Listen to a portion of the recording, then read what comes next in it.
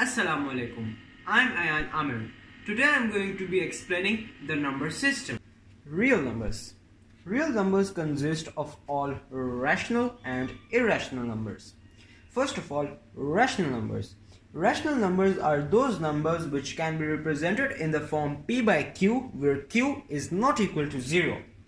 So, integers, fractions, terminating decimals and recurring decimals are subterms of rational numbers.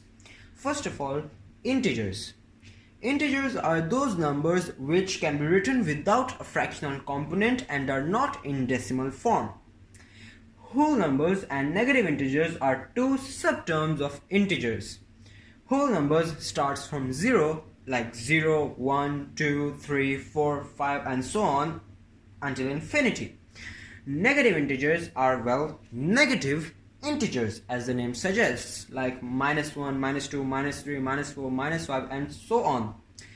So positive integers and 0 are two subterms of whole numbers. Positive integers are positive, like 1, 2, 3, 4, 5 and so on until infinity.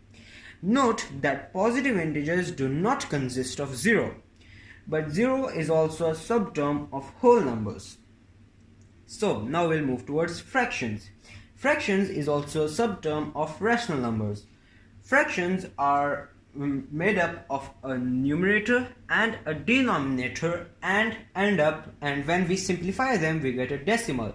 Note that fractions which when simplified we get a whole number are integers and fractions because they are like basically integers when simplified. So terminating decimals. Terminating decimals are those decimals which have a limited set of digits after the decimal. For example, -0.7. As you can see, we only have one digit after the decimal, which means it's a terminating decimal. 2, when we write like 2.0, it can go on, but it's the same thing. So 2.0 has a limited set of digits. 9/4 when converted into a decimal is also terminating decimal because it has a limited set of digits after the decimal. Recurring decimals. Recurring decimals are those decimals which repeat after the decimal. The same set of one or more digits repeat after the decimal. For example, 1/3. When we convert 1/3 into decimal form, we get 0.33333 and so on, which means it's a recurring decimal. Note that the 3's go on forever. 22/7. 22/7 is a recurring decimal because the same set of digits repeat again and again after the decimal. Now we will move towards irrational numbers.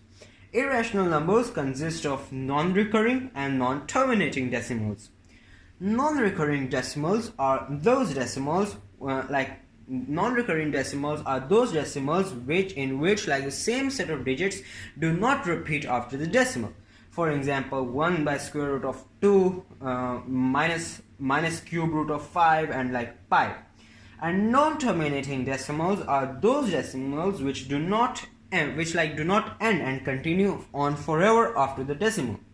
Now you might be wondering that pi. We usually represent pi as 3.14 or 22/7.